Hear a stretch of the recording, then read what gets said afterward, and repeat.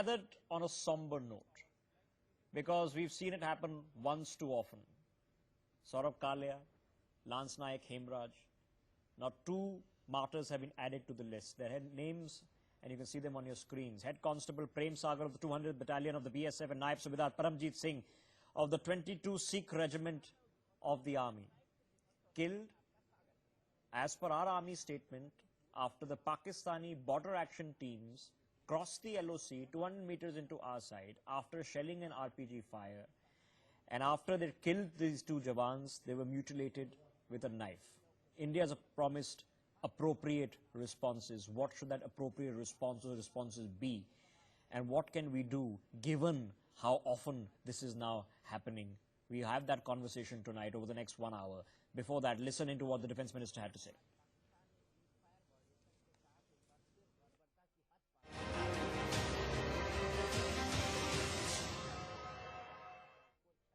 Bodies of soldiers being mutilated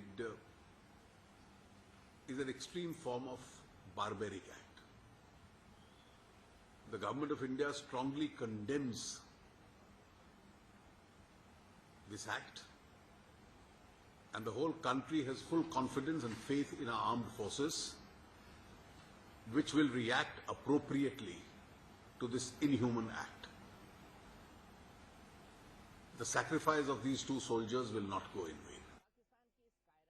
मुझे लगता है कि पाकिस्तान खुद अपनी बर्बादी की इबारत लिख रहा है. जो भी हमारे सुरक्षा बल हैं उसका एप्रोप्रिएट जवाब देंगे. The duty of the government of the day to take effective actions, and they will have the support of the entire country, our armed forces. Since the situation is grave, it would be appropriate that the Prime Minister takes the senior leaders of the principal opposition parties in confidence about the roadmap that his government has in mind, how to tackle this situation. इनके बारे में शहीद हुए हैं duty करते करते BSF के जरिए. वो तो बीएसएफ का ड्यूटी है, अपना वो जान को न्यौछावर किए हैं देश के हित में, और बहुत ही उत्तम है. और ऐसे हमारे फौज को चाहिए कि इसका बदला वो लें. जिस तरीके से वो लोग किए हैं उसी तरीके से हमारी फौज करके और सर काट करके लाएं. All right. We're going to open up this conversation tonight. On the broadcast with me, Colonel Girish Mendiratta joining us in the studio, Ambassador Ashok Zanjanwar joining us as well, Brigadier Harbans Singh is joining us from Chandigarh, GJ Singh joining us from Bengaluru. 2 individuals I want to introduce right at the top of this broadcast. Mr. Kalia, the father of Captain Kalia, who was butchered by the Pakistani army. And for the decades that have passed, his father, his family have had to fight for justice, but that justice has eluded them. Mr. Kalia, thanks very much for joining us. The straightforward question to you. Your family has felt the pain, the realization, and has seen the battle firsthand, which none of us can even fathom in trying to understand, sir. You've heard the news that is coming today about this Pakistani border action team and its operation in the Krishna Ghati sector of Jammu and Kashmir. What would you like to tell the country tonight, sir? What would you like to tell the family members of the head constable?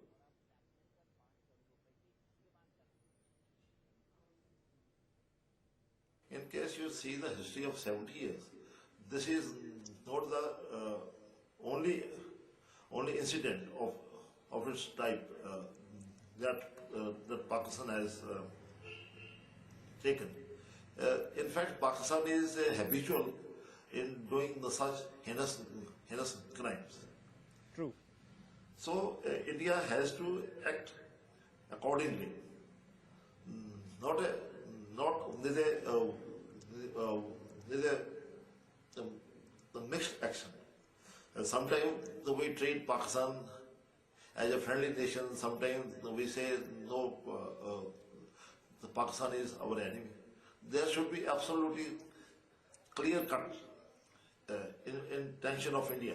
And you say clear intention. It has to bear in NK mind Kalia, that sir, you say clear Pakistan intention is because you fought for it, sir. You fought for it. You tried to take this case up at the highest levels in the Indian jurisprudence system to make India take it up at the highest levels. It never happened. We are told that action is taken. The Indian government, of course, doesn't speak about that action in public, but it's unforgivable, sir. It's unprovoked assaults. They've used rockets, mortar rounds, and they've deliberately targeted this patrolling party with an intent. We know, N.K. Kalia, that the Pakistani army chief was in POK just yesterday, and it feeds into some kind of barbaric narrative, sir. Mr. Kalia. I can Yes, put it other way. In case our small neighbor, Sri Lanka, can tackle LHT of its own, why India as a huge nation in the region can't do any action in this direction? It is a habit of Pakistan to outfox us on all the fronts, except our army people. After losing so many wars with India, it is now indulging in proxy wars. What do we do, Mr. N.K. Kalia? Tackled accordingly. So what do we do? What do we do? So the fundamental question remains: when you have an armed force, can I respectably call it an armed force, given what it does, behaving in such a barbaric manner? What do we do? Because it's not just them; their proxies are even worse. Sir. Of course, they are barbarians. But in case you look back at the history, right from 1947 onwards, how many Hindus, Sikhs, and other communities they have eliminated Within their own country. So to expect any friendly gesture from Pakistan, I think it will be an absolute mistake. As a humble citizen of India, I can feel your frustration. I can simply Yes. I can simply put it in that way. In case in our mohalla, we don't have a good equation. Yes. Any of our neighbor, say after a month, 2 months, at the most 6 months, we adjust our dealing accordingly. And as an ordinary citizen, in my 70 years experience, I can say that Pakistan is our enemy. Our think tank in Delhi, can't they think about this happening? I can feel the frustration, sir. I can feel it in your voice, Mr. N.K. Kalia. Just stay with me, sir. Because it is poignant. Like I began with, none of us can even try to fathom what your family, what you yourself have gone through with what happened with Saurabh, sir, Captain Saurabh Kalia. Just stay with me, sir. I have Ujjwal Nikam joining us, the 2611 Special Prosecutor joining us from Mumbai. But let me quickly go across to my other guests first. Colonel Mendiratta, we've heard from the family of Prem Sagar. Captain Kalia, as you are well aware, has been fighting a very, at times, lonely battle, trying to find justice or at least hold people in Pakistan accountable for what happened to his son, sir. What do we do? We have been following a policy of probably an eye for an eye. But I think we have to increase the costs. We have to make it cost prohibitive for Pakistan. If we don't do that, these things will keep happening. If we just say they have killed one of our soldiers, we go and kill back one of theirs, it will not serve the purpose. You have to increase the costs. Until unless you make it very costly for him, he'll keep responding in this manner. And I would say that we are in a very, very defensive mindset. I have been talking on this channel a number of times earlier also. Yes. We are in a very defensive mindset. This action has taken place, now we retaliate. No, that is not the answer to this solution, to this problem.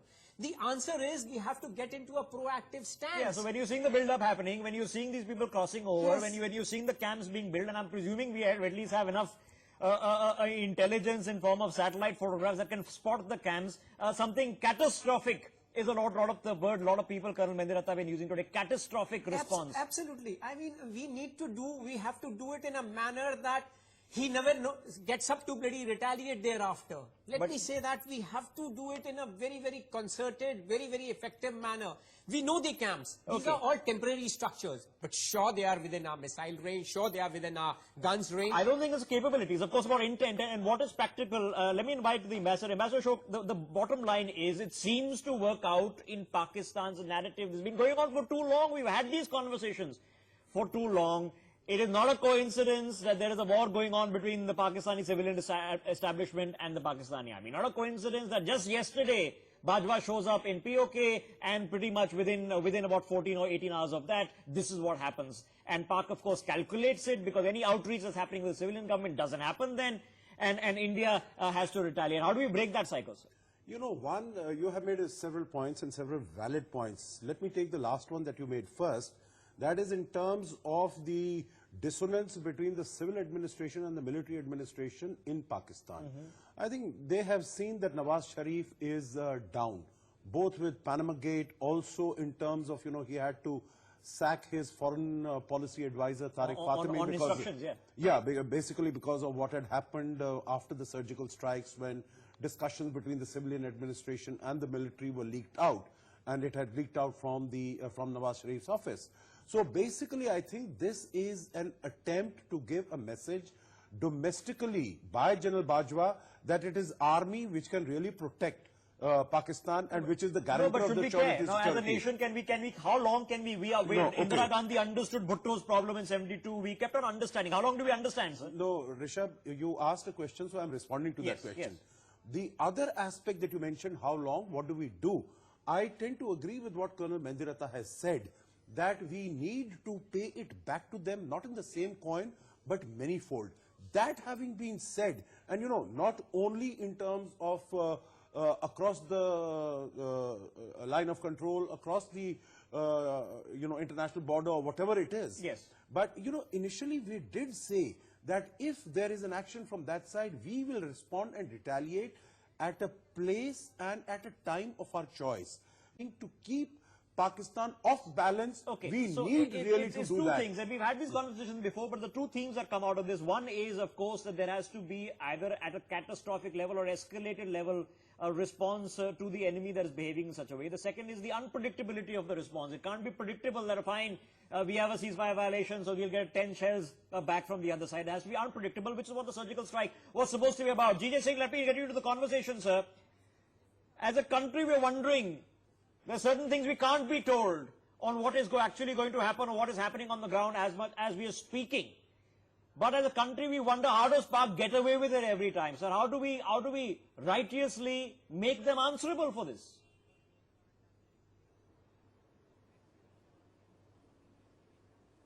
You see, Rishabh, I think we need a course correction now in our strategy. We need recalibration of our policy, our strategy towards Pakistan.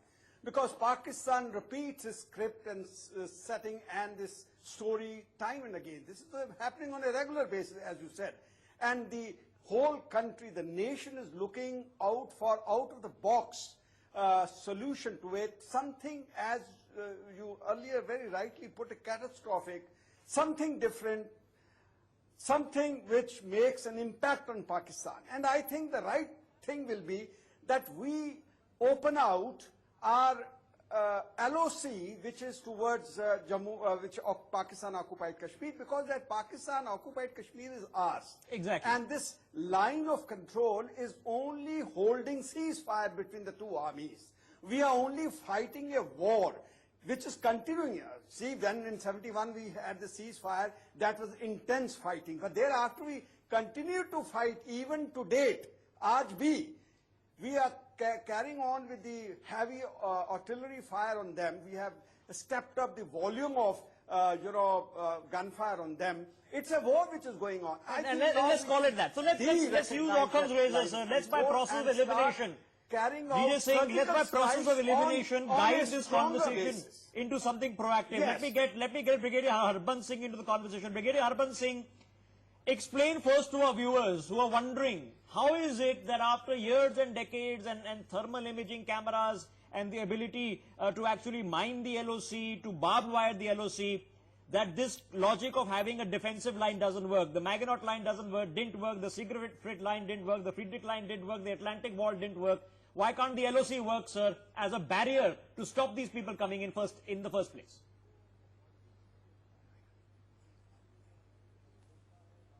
LOC will never ever work. What will work is a political will. Now, unfortunately, our government is giving a signal that they don't care about our defense. Following examples are there. There is no permanent defense minister as on today. After the previous defense minister went to Goa, and there are no defense ministers, it's only part-time job being done by Mr. Jaitley. Number two, your defense budget speaks volumes. Enemies are no fools. They understand what is your political will. 1.6% defense budget of your GDP is not going to convince people that you are going to mean business as far as your defense preparedness is concerned. There are vast deficiencies of equipment, armament, ammunition, guns, aircraft, and they need to be filled immediately. Now, what the enemy also understand that our defense services are not being looked after.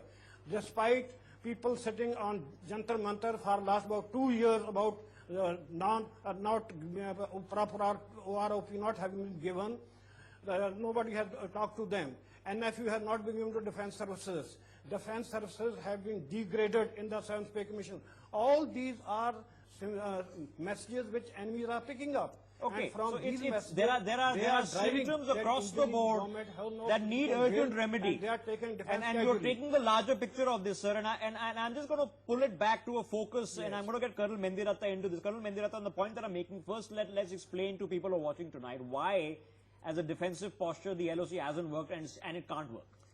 See, let's understand it in this manner. The LOC runs through a very, very rugged terrain. Very rugged terrain. You're talking about cliffs and sheer drops. Cliffs and sheer drops. Cliffs and sheer drops. It is humanly impossible. With all the electronic means at our disposal, you cannot plug all the holes. You cannot plug all the holes. There will be infiltrations taking place. But like I said earlier, to stop this, it is not impossible. To plug this is impossible, but to stop this is not impossible. So we can't build a fort. We have to take an aggressive defense. Correct. That's what I was trying to say, that you can't build a fort. You can't be sitting in a fort and expecting nothing will happen to you. You have to go out and hit. You have to be outward. I'm telling you, I was in the valley, and I followed a policy that 75% of my people were outside my garrison at night. Only 25% remained outside. And those 75% were my eyes and ears outside. And they did not allow anybody to come near my fortress. And similar thing we have to follow in this case. We have to go across. We have to be outside and hitting hard at his that requires two logic changes. DJ Singh, it requires two logic changes. And we were having this conversation. One is the narrative. It's going to require a diplomatic narrative changer.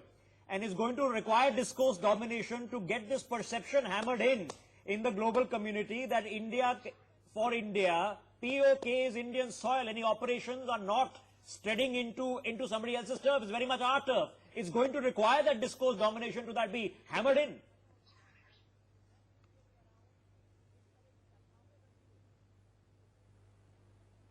You see, you very rightly said that the diplomacy doesn't seem to be working here.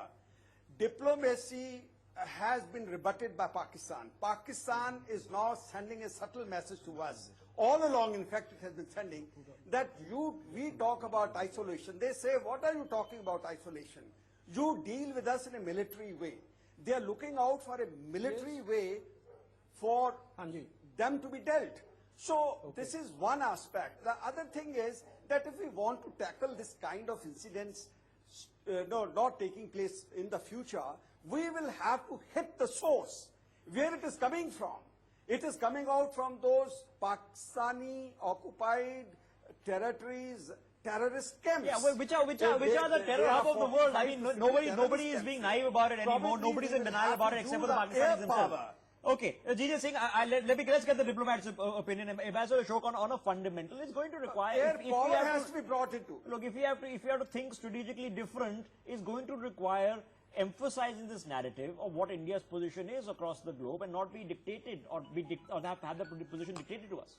You know, let me make 2 points here. Number one, I think it's for the first time that we've really started going out proactively and aggressively telling the world that POK is a part of unified Jammu and Kashmir and it belongs to India. And I think this is a narrative. Of course, it will take time as we reach out to the people and convince the international community. The second point that I want to make is that the efforts that were being made, that have been made for some time for isolation of Pakistan, to an extent, you know, let me put it 2 ways.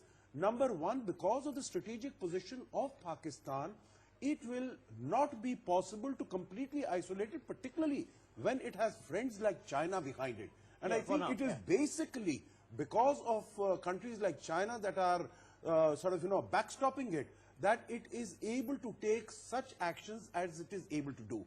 But that having been said, I think our efforts have borne fruit. You see what happened when the SARC summit was to take place, when India said that we will not go because of the proclivity of Pakistan to indulge in terrorist actions. We had Bangladesh, we had Bhutan, we had the other countries. Also, the supporters of Pakistan in the Middle East, whether it is Saudi Arabia, whether it is UAE, whether it is Qatar or Iran, they have been increasingly... Yes, because there's leverage at play. Let's face it, these are not appeals to good conscience, this is leverage at play. This is a big country that has a huge economy that is growing faster, well, perhaps will be the second largest economy within about a couple of decades, and that's the reason they're engaging with us. Turkey is an example today. So there is leverage at play over here, but a different logic needs also be applied, and I'm going to open Ujjwal Nikam in just a bit, so thanks very much for patiently hearing out this debate. G.J. Singh, a different logic needs to be in play, which is about act first and ask permission later.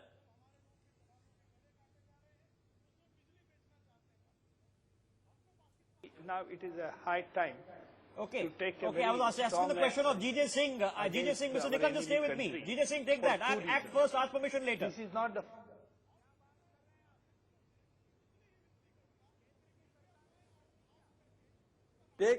I'm not with you, Rishabh. Can you my producers are just sorting their fader issues out. Act first, take permission later. So why can't we use that paradigm?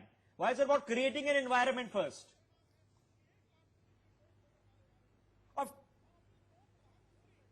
Can do that because the whole international community is fully convinced that Pakistan is the troublemaker here.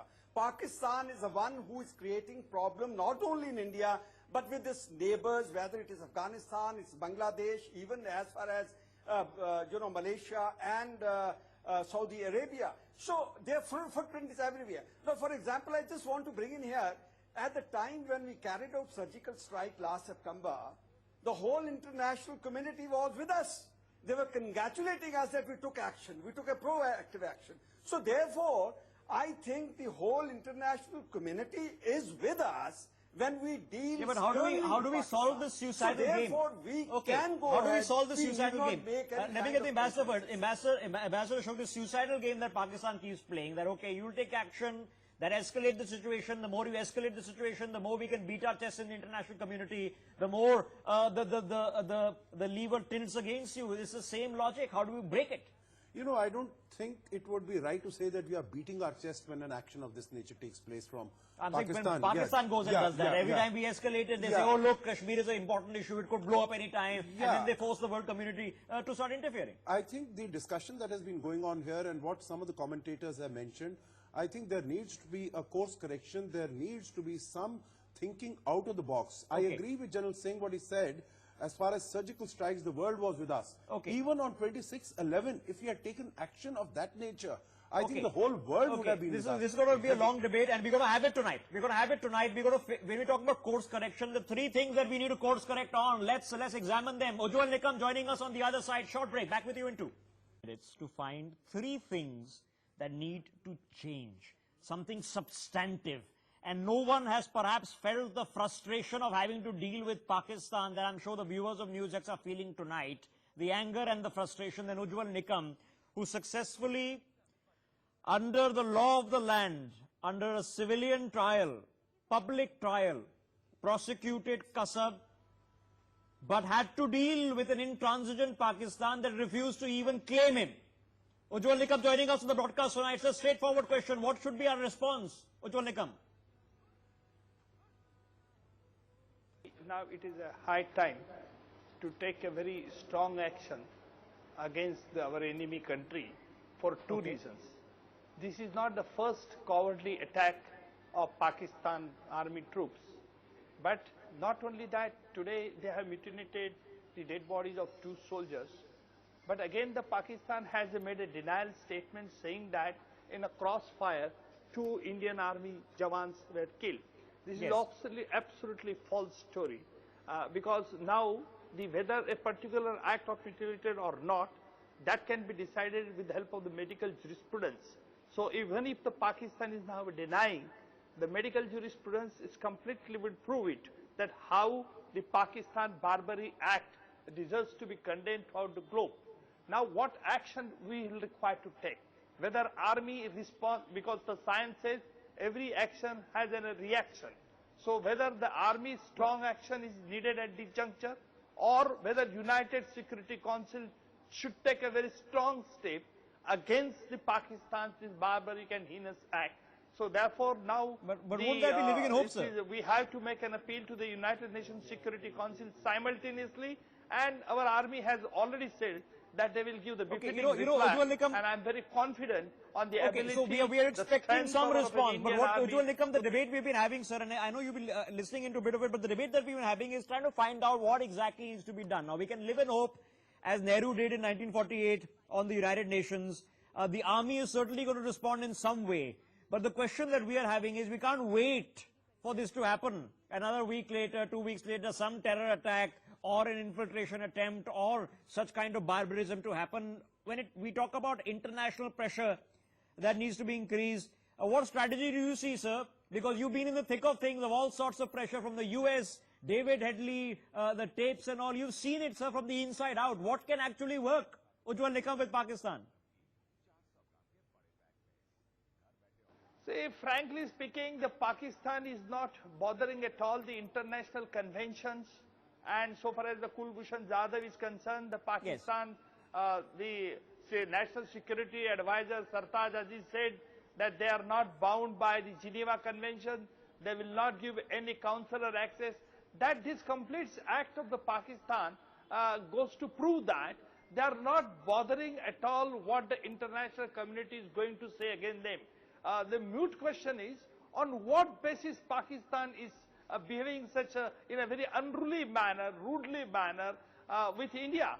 Perhaps the Chinese support is, of course, is known to everyone, and therefore the Indian government will require to, of course, that action is not to be made public. I totally agree. So having seen it inside out, army strategy also, because that will not be required to made to public, but definitely.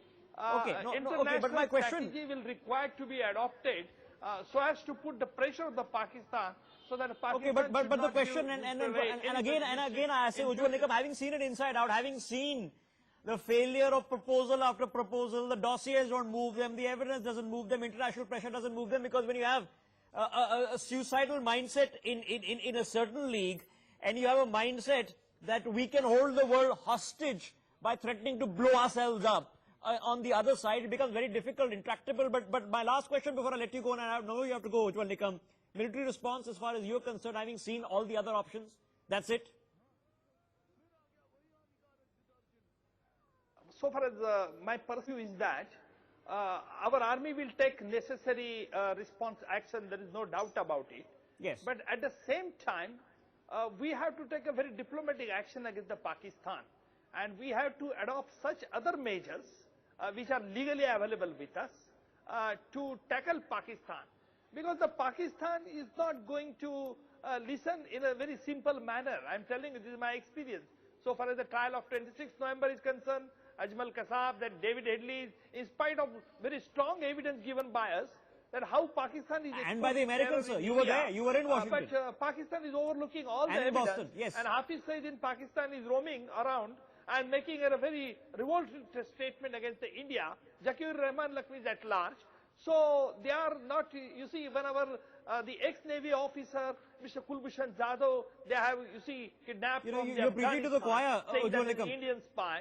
They are not allowing the consular access. All this series of the acts and the barbaric act of the Pakistan soldier, I think we have to use now our trump card by diplomatically, by meeting Mr. Trump and to convince him. So it's a trump card.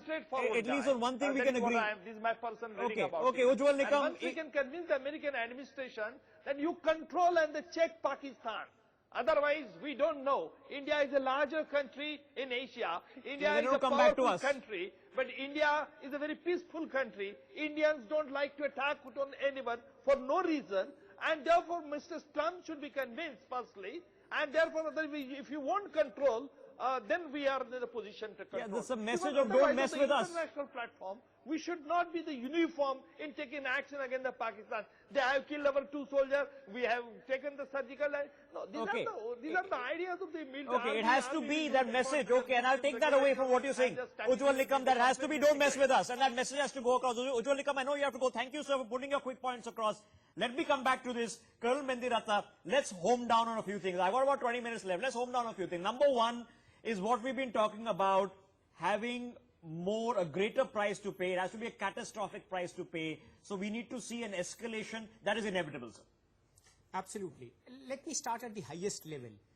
When we look towards USA, like Ujjwal Nikam was trying to tell me, that we go to Trump and tell him that yes, we need your support. But before that, let me say at the national level, why don't we go ahead and declare Pakistan a terrorist state? We don't. Why don't we do it? Why don't we do it? Because we're doing too many competitions. Ambassador Ashok, we're doing too many competitions, calculations. MFN didn't get reviewed. All those the Indus Trade, the Indus Water Treaty never got reviewed. Terror state, we get a vacuous explanation that this is a private member's bill. Well, that's a technicality everybody understands. If you want to do it, you can do it. But the considerations are always somehow diplomatic in the sense that India doesn't want to be seen as a rabble-rouser. We are a much more responsible nation, and hence we can't do these things. When you're dealing with a rogue state, when you're dealing with a rogue state like Pakistan... I mean, the Americans did say axis of evil, axis of evil, axis of evil. Yeah, Americans can say that, but you see, I think putting our hope in Mr. Trump at this moment, let me say with all seriousness, would not be the way to, I would not suggest that is the way to proceed. Absolutely. Because in his 100 days, Mr. Trump has sort of, flip-flopped so often, and whether it is on China, whether it is on Pakistan, on a large number of issues. He's been saying good things about India. I think the first meeting between the Prime Minister and Mr. Trump might take place in June or something. Let's wait for that time, but let us not put our hope, because you know what Mr. Trump is going to tell you once you go to him is, okay, I'm ready to mediate. That's exactly what Nikki Haley said. Perhaps you got tutored by somebody. We don't want that. We don't want any third country. Perhaps you got tutored by somebody else in the State Department who knows better after that. But again, I'm trying to draw into some fundamental question. The fundamental question, and I want to get GJ Singh and Harbans Singh into this conversation. GJ Singh, number one, there has to be an escalation. We can't be afraid of escalation just because it somehow plays in the favor of Pakistan. Harbans Singh, I'm coming to you, sir. GJ Singh, the escalation has to now become an accepted norm.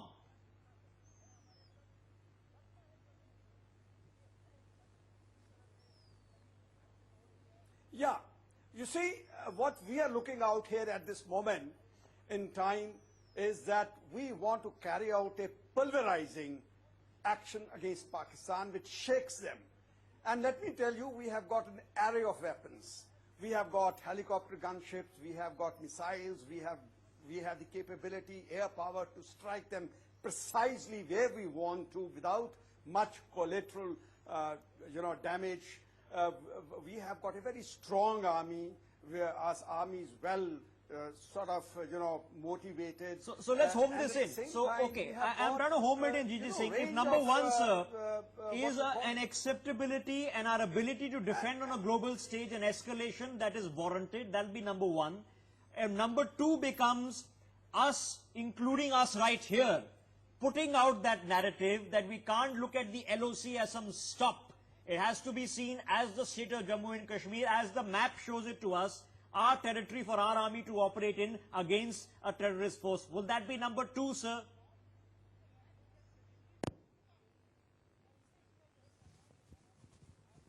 Yes. You see, Why not? As I have been telling you, see, that is, the LOC had been a line. It is a line which is just holding gunfire from both sides. Yeah, So which we accepted in 48, and we accepted in 72, and we made it into something. If we want to carry... We've made it into something de facto. We take it in our psyche, even though we show something else in our map, and that psyche has to change. Perhaps psyche, both in strategic circles and in the narrative of this country, has to change, and we're changing that tonight. Quickly, I want to open Harbans Singh, who's been listening in very carefully. Harbans Singh, what is number 3 then? Well, you see, firstly, many points have been brought out. I strongly agree with Colonel Mahidadatta that charity begins at home. Why don't we declare Pakistan a terrorist state? That's number 1. Okay. Number 2, the point which has not been brought out, Pakistan is a client state of China. Pakistan is a proxy of China. We have to do something to China also to control Pakistan. And the biggest weapon which we have against China is trade. We can send a message that if these things continue and if Pakistan enjoys protection from China, we will lower our rate of trade with them. In fact, we should stop getting the things which we are not... In fact, some people say that the 50 billion trade loss that we run per year with China is a bit of a leverage. Hurt China much more than going to Trump. Okay, all right. Harbans Singh, the Colonel Mahidadatta wants to come in, then the ambassador. So, we have a trade deficit, big trade deficit.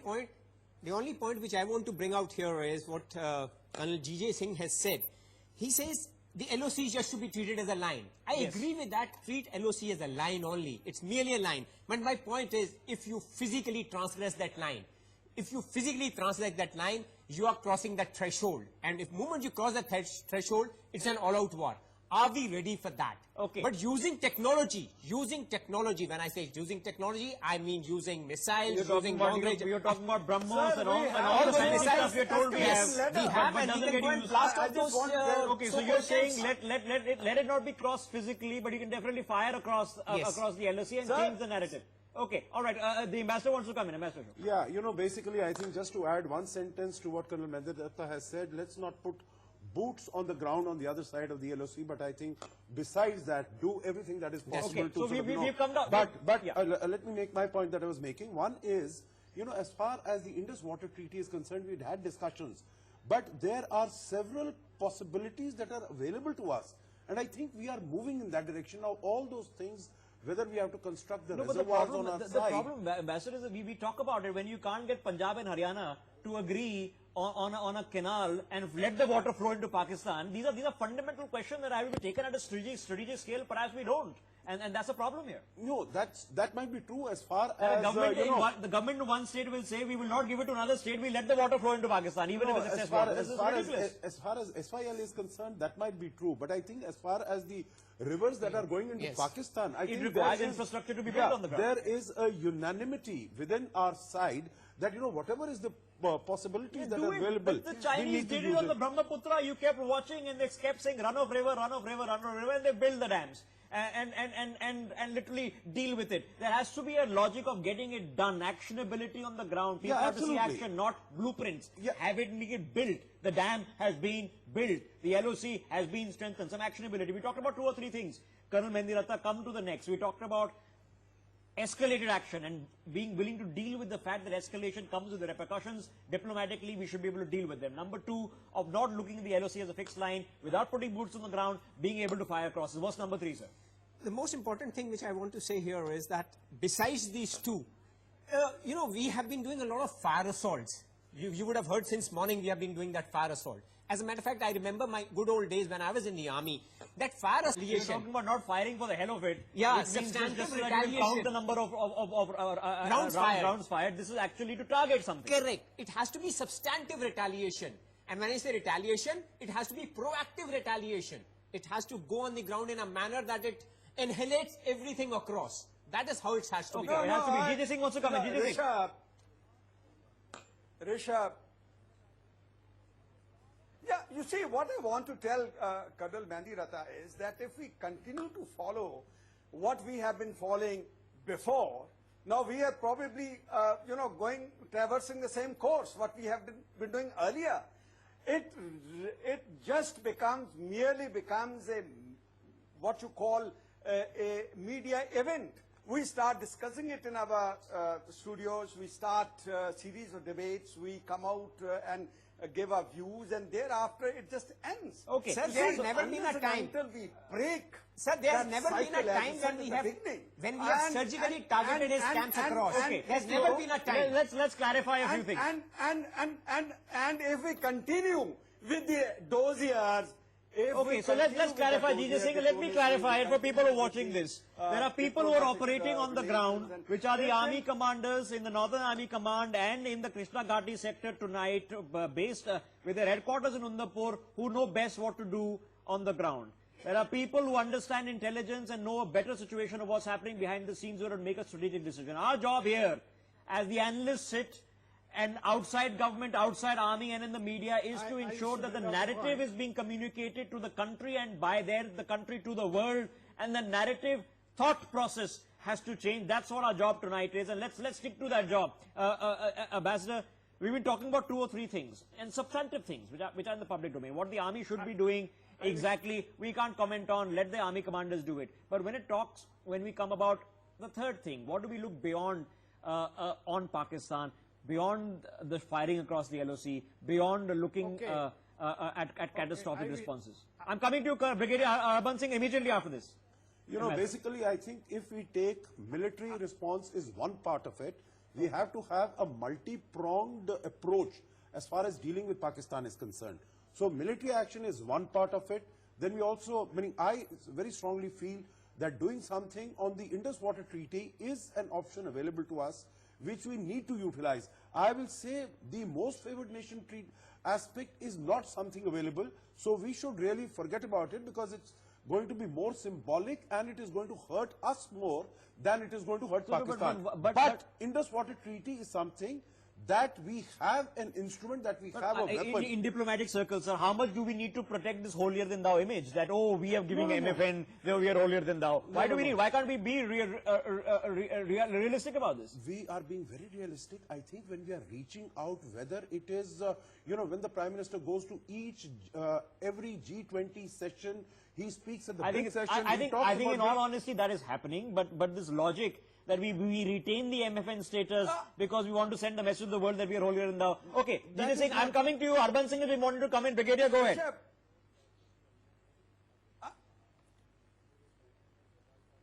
Okay, I wish to bring out a point.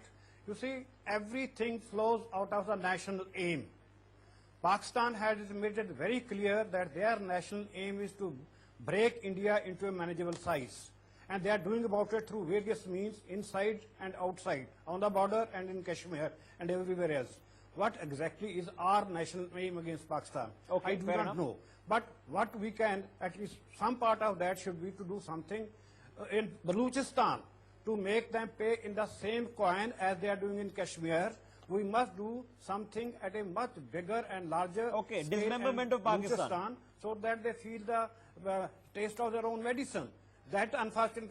Okay, if viewers are watching, you can get online and have a look at the Balochistan campaign and have a look at what their map of Pakistan as they view Pakistan. It'll give you an idea of the problems in Pakistan, and when people talk about dismemberment of Pakistan, what they actually mean. Jijit Singh, you want to come in? Jijit Singh, go ahead. Yeah, I just want to ask a very candid question to the option. That what stops India from breaking diplomatic ties with Pakistan to put pressure on Pakistan? Why are we so scared to have, to break these relations with Pakistan, because it doesn't seem to be working? So what is breaking, sir? Do we kick out Abdul Basit? Do we get Baba Wale back? Country that Pakistan is diplomatically. To what level are we talking about breaking, sir? Yeah, why not? You see. In all these things, the question has been posed to me. Islamabad. Okay, let's get the ambassador into the conversation, ambassador. Yeah, since the question has been posed to me, I think in all these cases, we cannot have an impulsive, reactive response. I think whatever response you have, it has to be well thought through and well considered. I think even during the days of Cold War, there was communication, there was no breakage of diplomatic ties, even between the Soviet Union and the United States. Yeah, Wherever they might have been sort of, they might have been eyeball-to-eyeball confrontation. Hammering the gavel Yeah, at the UNSC, we eyeball-to-eyeball remember that. confrontation. But I don't think that is a response. Meaning, where do we go Sir, from you may there? recall if we do not when have Salman diplomatic Rushdie ties, wrote the book Satanic where do we Verses. go from there? I think other methods are available to us, and we should use all other But methods. it's about exercising them, and the real reason for exercising them, and it's something that we have to accept perhaps, that certain things can't be put into the public domain, but we are not getting enough people who are not in certain opinions because they've been holding those certain opinions for decades, even within this country, to change those opinions, and perhaps that is required because the narrative on strategic policy runs in such a tiny circle in this country, and that needs to be broken apart also. Harbans Singh wants to come in, then DJ Singh, then come back to the Colonel. Harbans Singh. Okay, I just want to make it very clear that we must not compare the situation between India and Pakistan to Cold War between erstwhile USSR and America. Cold War did not hurt them directly. They were operating through their proxies. Here is a case when we are being hurt directly and we are eyeball to eyeball. So they were at a distant place. They played their game through their proxies. Okay, in all fairness, I think the example was a bit different. And yeah, we have to it directly was do something to them off the to cuff save that I gave ourselves. the example. Yeah, but you know, let me It's okay, quickly. also say, Colonel Singh, that even though the confrontation might not have been eyeball to eyeball, but it did result in the dismemberment and disintegration of the Soviet Union. Okay. It was as a result of the Cold War confrontation that Soviet Union. Yeah, all broke over up the in world, Afghanistan 1991. was a part of Absolutely. it, and basically the Americans outspent the Soviets in the end. Okay, DJ Singh, we are trying to hunt for practicalities, sir. And you suggested, okay, let's take the diplomatic headline-grabbing practicality and send Basit back home. What beyond that, DJ Singh? Harbans Singh, I'll just come back to you. DJ Singh, what beyond that? What next?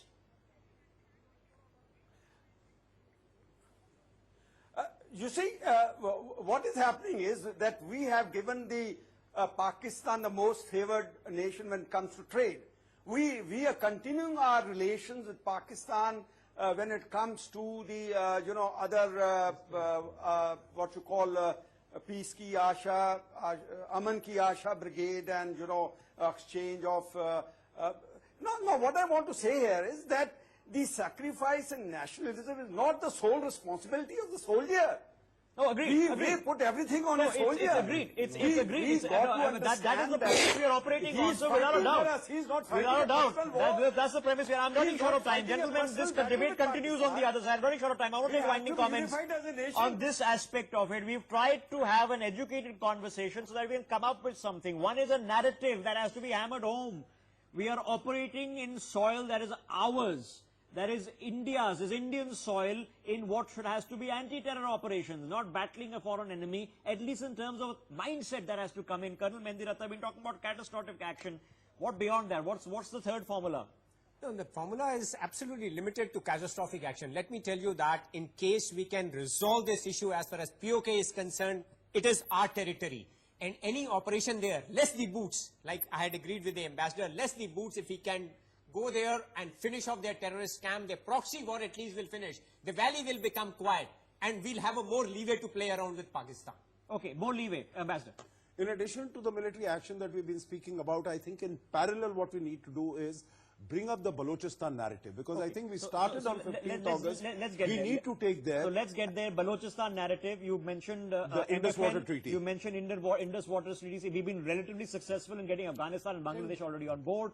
We've been successful relatively in isolating Pakistan in SARC. What beyond that on the diplomatic front? Sir. On diplomatic front, you mentioned about Turkey. President Erdogan is here. Yes. And I think that has been a long-time supporter of Pakistan. It is a member of the contact group in the United Nations on Kashmir. So I think if we are able to get him on our side, or at least send a very strong message through him to Pakistan And when he practical. goes there. He needs friends right now. He needs friends desperately. He's under a lot of pressure back home. Yeah. He, not only back home, but also internationally. Yes. He's trying to find a role for himself. As we have reached out to other countries in the Middle East, whether it is Saudi Arabia, Iran, Qatar, UAE, those who are willing to work with us on dealing with terrorism, in terms of intelligence sharing, exchange, etc. I think if we can get these countries, the then reality start, is, gentlemen, I've got I've got a minute to putting take a pressure. couple of reactions. The reality is, with every day that passes, and China played the long game from the 70s onwards, that every day that passes, we get stronger, our enemies get weaker. That's just the force of what India has become. Last word, GJ Singh, 30 seconds, and quickly from Brigadier.